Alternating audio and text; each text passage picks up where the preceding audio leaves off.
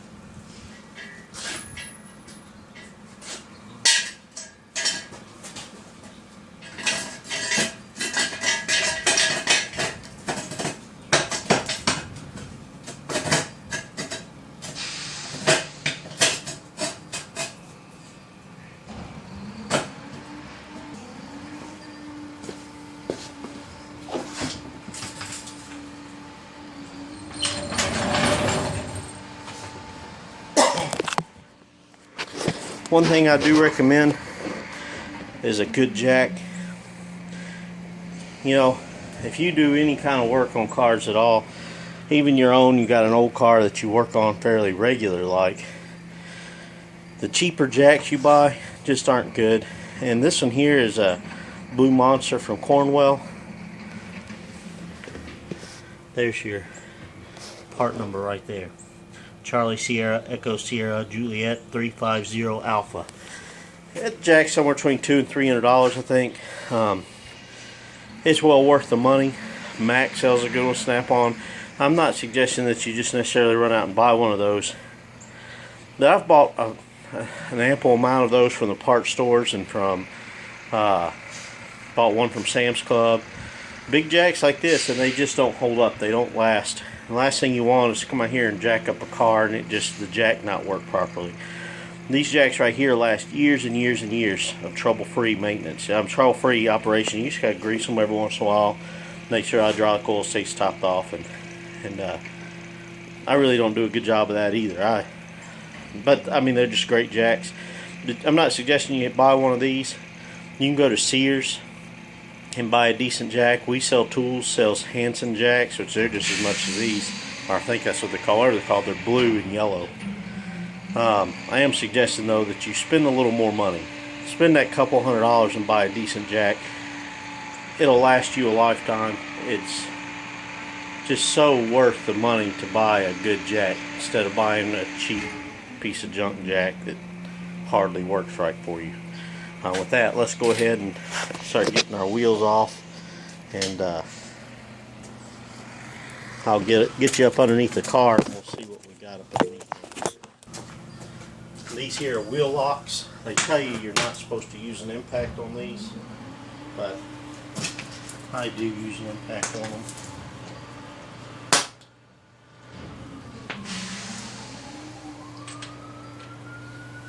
It's because I'm lazy more than anything else.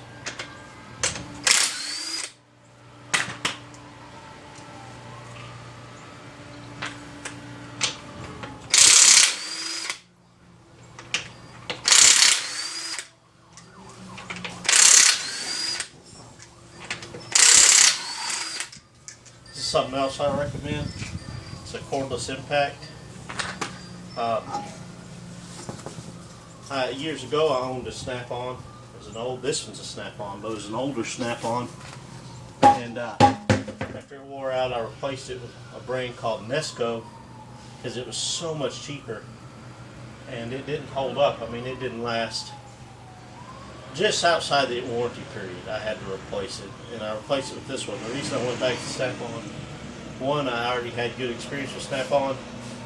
Two, something that everybody kept saying, oh, well, it's no Snap-on, it doesn't compare to the Snap-on. Now they do compare the Snap-ons. Ingersoll Rand's come out with a really good one. Walt has some good ones. Everybody out there, I really do like this one. It's held up well for me. It's been a good impact. I really like it. It's kind of expensive. If you're the average do-it-yourselfer at home, they sell one at O'Reilly's for like $170 that will get the job done for you, and I do recommend it. I think it's cordless stuff is great when working on the stuff in the driveway, especially when air compressor access is a little more limited. All right.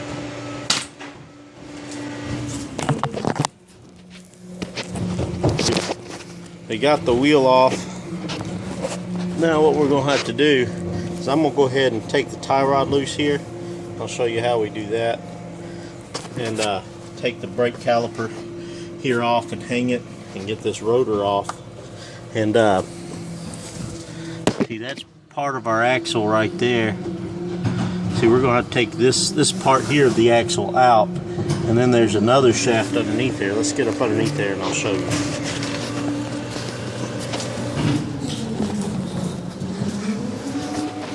See where it's actually leaking. I don't know how well you can see. This piece right here, that's part of the axle there. It goes up to right here. Goes up to right there. So we got that axle coming through there. You know, bolts up right behind there. And comes up, and we'll have to get it out right there. You can see where the moisture's all at. Looks like that side's actually leaking a little bit too. And we're going to do both sides. Yeah.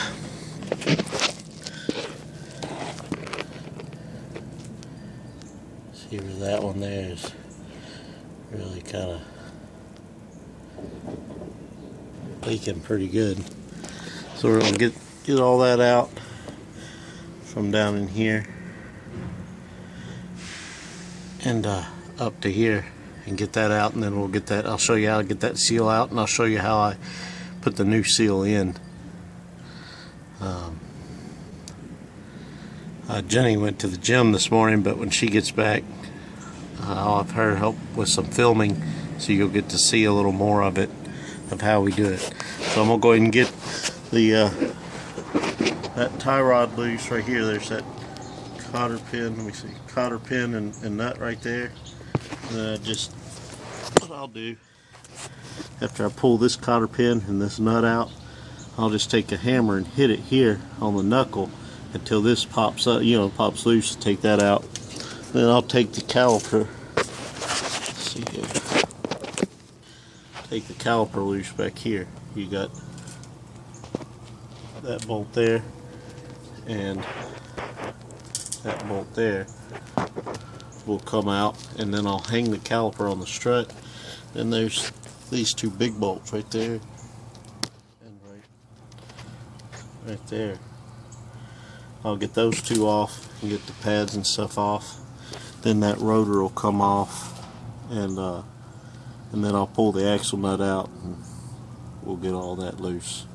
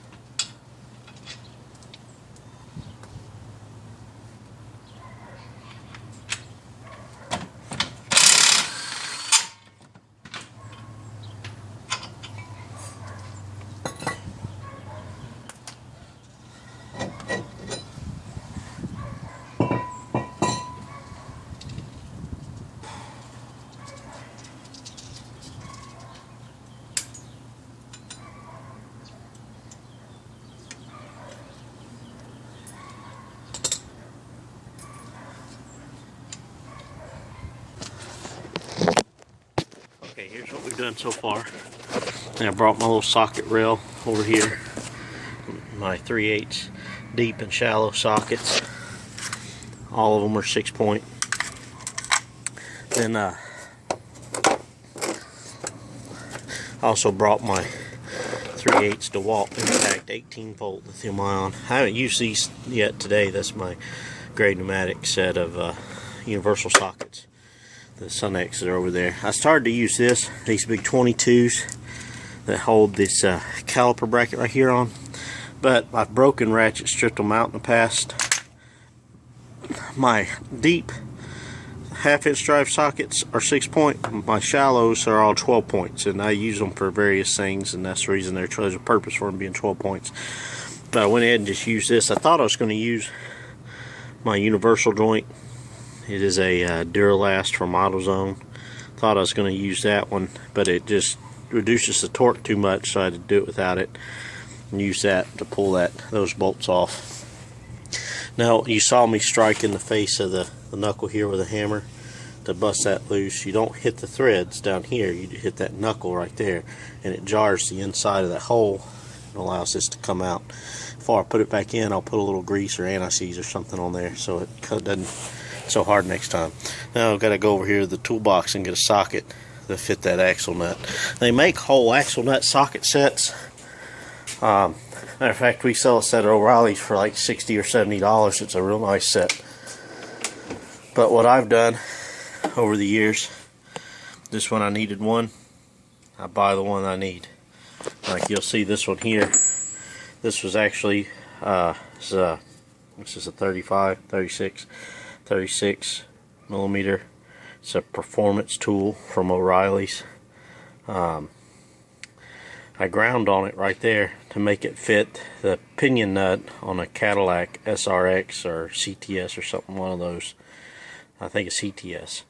ground that down to fit that pinion, to fit down in there, take a pinion nut off. So then of course I have, that's a 35, I got another 36, this might be, that's a 34, this must be my 36, it's my 36 OEM, came from AutoZone. I think this is actually going to be the one I need. This is a K-Tool, bought it off a tool truck. It's a 34. It's an OEM 30mm from AutoZone. It's a gear wrench 32mm. I think it actually came either from a Toolman or Advanced Auto Parts. Could be Advanced Auto Parts carries gear wrench too. This one here, USA, they're Napa. 34mm from Napa. Then my standard stuff, see that there's a big 3/4 inch drive, but I have reducers, step downs over here. That set came from AutoZone, but the 1/2 inch to 3/8 is a Mac, and the 3/8 to 1/2 inch is also a Mac. The rest of them are AutoZone. That's a 1 1/4 from Napa. That's a Craftsman 1 1/2, a Craftsman 1 5/8, Craftsman 1 11/16, and a Craftsman 1 3/4. And how I come across these Sears Craftsman ones, I'd actually was working at a Firestone years ago, and our Firestone was in a mall parking lot, and there was a Sears in that mall, and I was working on a Nissan pickup truck doing some front end work, and it was a great big old nut, and I wasn't sure what size, so I just went next into Sears and bought these 4, and one of them worked, and so I've used them ever since. This one actually got for some other purpose, probably ordered it from Napa. So I got that set back there is Cornwell, and I got that set back there is Craftsman, but those are too small. Then here's my at-home set. There should actually be, yeah, see I've got these over here. These are all Duralast, that's 29. I've got a few of them mixed in there. What this crap here was just stuff I had at home for tinkering on stuff here at the house. But what I was in a job, see there's that same set that's there. There it is, all AutoZone. But I needed a big socket for something, wasn't sure exactly what size it was. And so I just went to AutoZone and bought all of those all at one time. They may have come in a set, I may have bought them individually, I don't really remember. I quit using AutoZone about 3 or 4 years ago. Started using O'Reilly's around the corner from me. So, you know, I had to buy them at least 3 or 4 years ago. And a lot of this stuff, you know, like this one here, that's a performance tool, came from O'Reilly's. I'd have been in a shop somewhere and needed that tool for the job, and so I just called O'Reilly's and had them bring me one, and so they had brought me one. Or the AutoZone one's sake, this one here came from AutoZone, same way. I'll need it for that job, and toolmen only come whenever they come, but I need it for that job right then. And a lot of times I'll call a toolman and find out where he's at, try to meet him, but if he's way out or he didn't have it on the truck or something, AutoZone's got it on the shelf, man, I'd go ahead and buy it. But AutoZone doesn't even carry OEM anymore. That's how long I've had that one. And I'm thinking it's probably going to be either this 34 or this 30. That's what we're going to need. So I won't bring you back to the toolbox with me. Of course, you've seen my socket drawer before. It's a lot of crap in there. Of course, now you've seen I got another socket drawer too. I'm going to try these two out, and then if they don't, I might have to take a couple trips back to the toolbox. Let's see here. Well, the 30 is too small. 34 doesn't exactly fit. So what I really probably need is maybe a 32 or 33. But what I'm going to go ahead and tell you right now is I'm not going to run out and buy a 32 or 33. I don't have one. These are all used as a 6-point. This is why I like 6-point. This will actually grab that big old fat axle nut. You wouldn't want to do this right on a lug nut, or these up here, they're too small and soft. These axle nuts, these things will work just fine. It'll go ahead and grab it and pull it off. Whereas, you know, you might want a 32 or 33 to actually fit it right, but I'm not going to worry about fitting it right as long as I get it off. And that, again, you don't want to do that with just anything, but with axle nuts,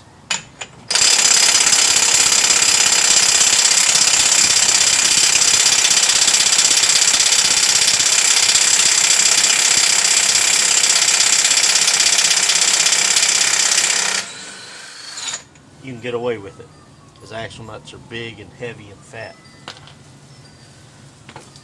Okay, see, that's already free up in there. I don't really have to worry about it. If it was froze up in there, I would get my air hammer with a pointed punch and put it right there in the divot on that axle and just press that on out right now while all this is together. I've seen people do this different ways. Here we've got the lower ball joint right here. We can pop loose. The problem with that is you've got other stuff trying to hold that control arm together. What I like to do is I like to take it loose right here at the strut.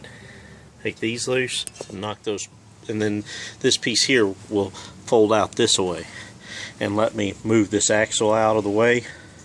But before I do that, I'm going to go ahead and unbolt my wheel speed sensor here and see if it'll come out easy enough. If it's kind of bound up in there and this piece here doesn't want to come out, you know, right here, if that, not the nut will probably go and come out, but if it seems like it's bound up, I'm just going to leave it, because the idea is not to break it. I don't want to break the wire by prying this out, but I also don't want to break this trying to get it out. So I'm going to see if it'll come out easy enough. If it does, great, I'll go ahead and pull it out of the way. If not, then I'm going to go ahead and leave it and work around it.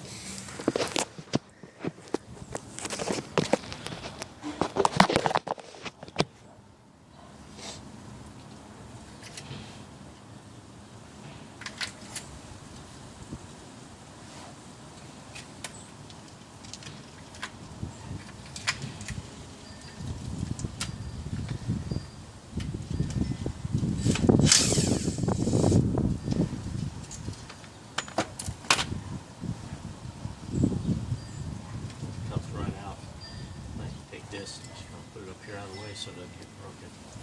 Again, for the average at-home do-it-yourselfer, I'm really not a big advocate of just spending top dollar on tools. You don't use them that often. If one breaks, it's not just that critical. You're not trying to make your living with it.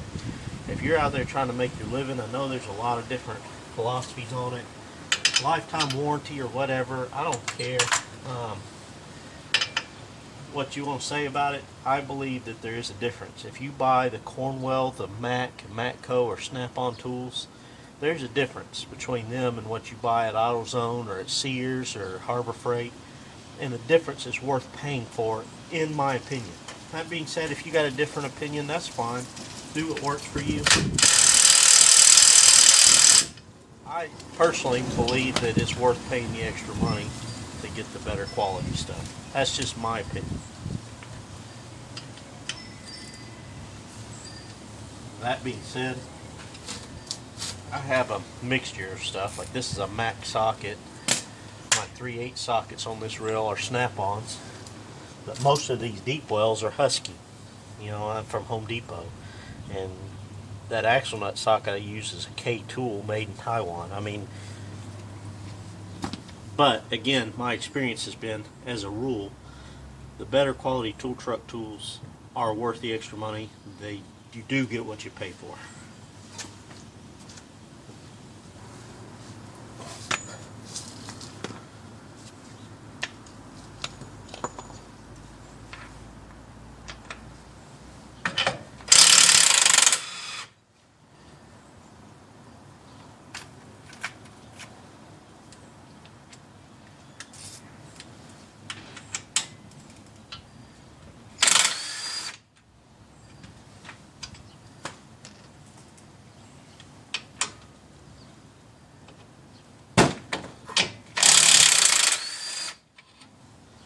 Being said, I mean, this is my Mac ratchet. I've grabbed it because it has a little more leverage to it, It is a tight ratchet. It's a really nice ratchet. It's not my favorite one. My favorite one's probably one of my looser ones. It's a Husky from Home Depot. I've had forever. And I really like it. Alright, see that spindle comes loose. And the axle is able to come out like so. See there? Now what we'll do, and I'm going to turn the camera off because you won't be able to see anyway. We're going to get underneath there, and right up from underneath the car, right in between there, where the axle comes up to the bracket there, we're going to go ahead and just use a pry bar and a hammer and try to get up underneath there and get that axle loose from that bracket and get it out of there. I believe that's how it goes. Or we may have to, that one bolt right there. Right there. May have to do that one. I might should get in the, look, you got another one over here. I think, matter of fact, I'm pretty sure that's what we got to do. Oh, you can't really see it. But there's another one like that on the other side. Another bolt like that one. The other side, we take those two bolts loose and that whole bracket will come loose off of there, I do believe. So we're going to go ahead and do that, and then I'll turn the camera off, and then I'll show you the next step. Yeah, gotta love that. By pulling those bolts out right there. These right here, 16 millimeters. Used deep well 6-point socket, locking snap-on extension, 18 bolt to walt. Pulled those out. That whole shaft actually come out of there. So now, see right down to it. So what I'm going to do is try to get you up underneath there the best I can, so you can actually see how that thing comes out.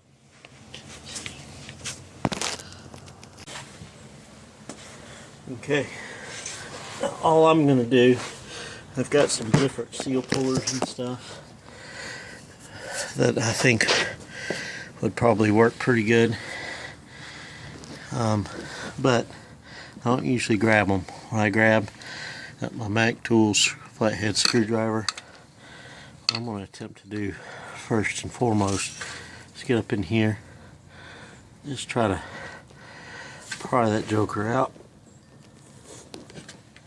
It's not wanting to go. So what we're going to do is just, I wish I had somebody else here.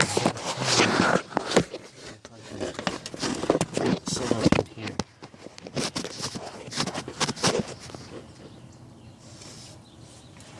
You're able to see it like that. Oh, I think you can. Let's see how well that works. This little tool here, actually made by Gear Wrench, and a little claw thing. You can pick them up. It's sears as well. I don't know if this is actually gonna be able to get in here either.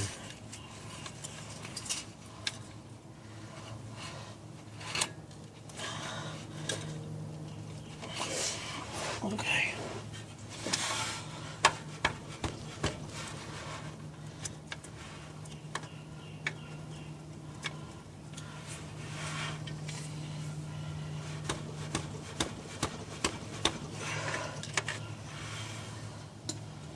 Well, that's not getting it either.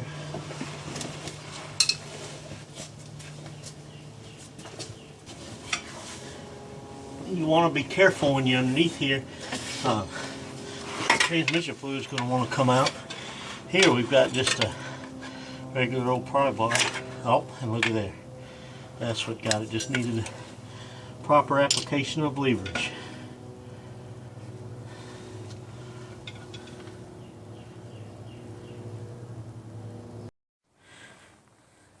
Okay, these are the new axle seals. We got one for the left, one for the right. It's the same part number for both sides. Just a note on parts. I'm not necessarily an advocate of buying OE parts. I have nothing against it, nothing for it. In this case, we did go to the dealer and get the axle seals simply because they're the only people that had them. nobody else carried the right axle seals for this car. It's got the CVT transmission. I don't know if there's just something weird. But the last time we did this job, Nissan was the only place we could find those seals as well. Eventually, the aftermarket may, Carry 'em Fel Pro may be able to get them, or National Oil Seals, or Duralast, Master Pro, pick your poison, whatever. In which case, I'm happy to buy those. I'm not, there's a lot of people out there who, want to buy the OE parts. If they drive a Ford, they want Motorcraft, Chevrolet, AC, Delco.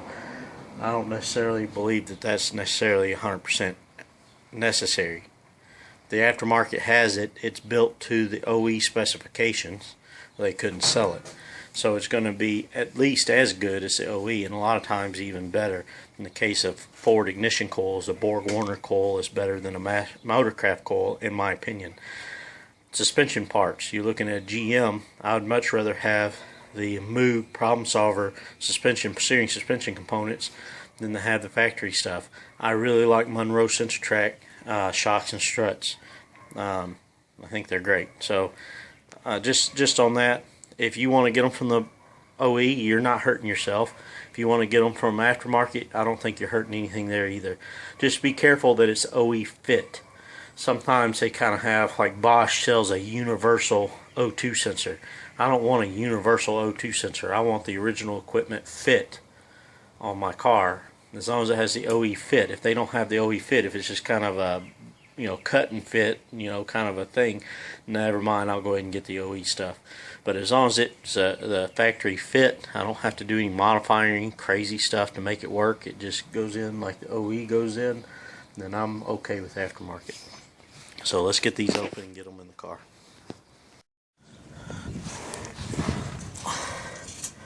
Okay, so we're back. What we're going to do, this thing here, is we're going to take my seal. I've got my little hammer here, a little small ball peen hammer. Doesn't look very small in that picture, I guess, because it's so close. But we're going to try to just gently tap it to kind of get it started in there. And I've put a little light coat of film around my axle seal of Vaseline to get started. And then I've got the over here, the bigger socket on the long 1/2-inch drive extension, and Jenny's back, so I'm going to get her to help me, and we're going to just try to seat that up there and drive it in. Alright, so that's what we're going to do. I'm going to need both hands, so I'm not going to be able to have the camera, really no place to put it, because extension's going to be coming through the hole where I had the camera sitting before. So we're just going to get that done, and then I'll show it to you after we got it in. Okay, yeah, all that speculation of what might have gone wrong, and what actually went wrong is the seal was pushed too far in, not allowing it to seal against the axle properly. Most likely there's a special tool made that makes that thing sit just perfect, which I don't have. I'm using a socket to drive it in. But this time, and looking at it twice to make sure I don't have to do this job again, I noticed that it wasn't sealing properly, and that would have been the problem the last time as well. So we actually got the seal seated properly this time, where it's seated up against the big fat shoulder of the axle. I guess I should have shown you that. I'm sorry that I didn't. But the axle's back in and bolted up, and now all I gotta do is bolt all this here back together. Okay, now we actually have some help with the camera, so we can get a little better look at how this all goes back together.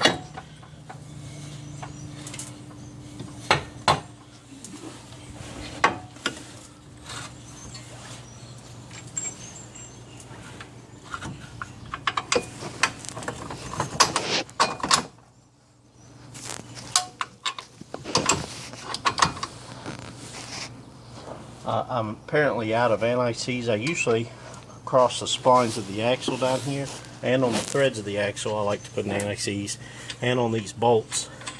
They, pardon my toots, they help to prevent the stuff from seizing up. So the next person who has to take it apart has a little bit easier of a time. Also, one thing about any kind of grease or lube, if you put that on there's an air gap in between the splines, the threads on a nut and bolt, and anytime you can put some grease or something in there, it takes up the space of that air gap. That air gap, what it'll do is vibration will allow a bolt to work loose, and so, excuse me, the any kind of grease or anti-seize, something like that, will take up that gap, allowing the bolt not to loosen up on its own. And with anti-seize, doing that at the same time makes it so that the bolt will come off easier the next time, because it prevents water and corrosion from existing inside that air gap, making it rust together.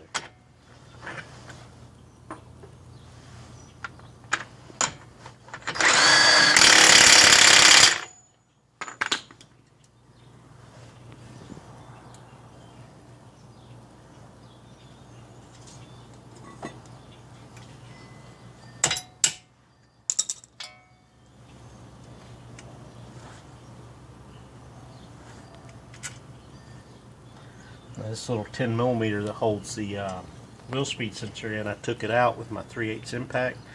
I'll put it back in with my hand ratchet, because it doesn't have to be real tight, and you have to be careful because it's a little small bolt and you can break it. So I don't like using the power tools on it. Snug it up with a hand wrench and then it's safe.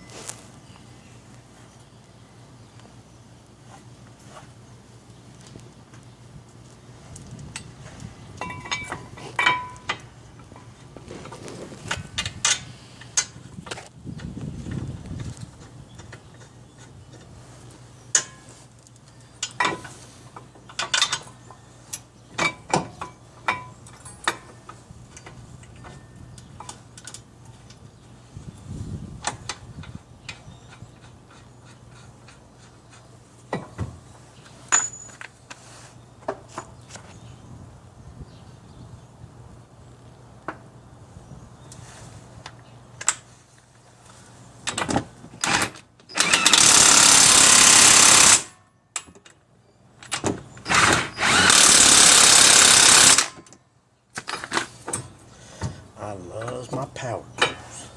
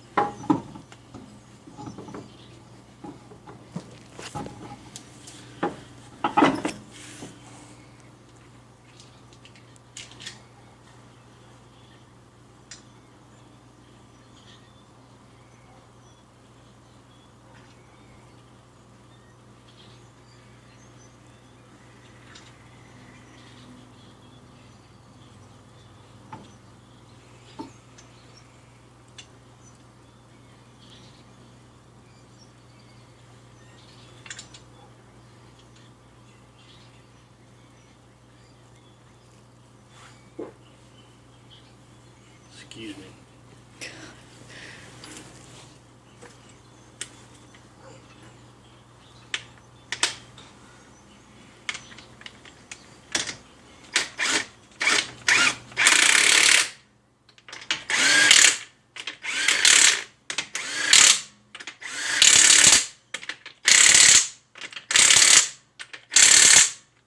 Alright, that's it. Actual seal in a Nissan Altima. If you can do this side, the passenger side's a whole lot simpler because it's just right there on the other side of the wheel. I mean, the driver's side's right there on the other side of the wheel. Taking the axle out is kind of the same process, except you would have to knock it out of the transmission because it doesn't have those two bolts for that long subshaft there, like this one had. The driver's side's real easy to get to. So if you can do this side, you can do that side, so I'm not going to film that side. And with that, until next time.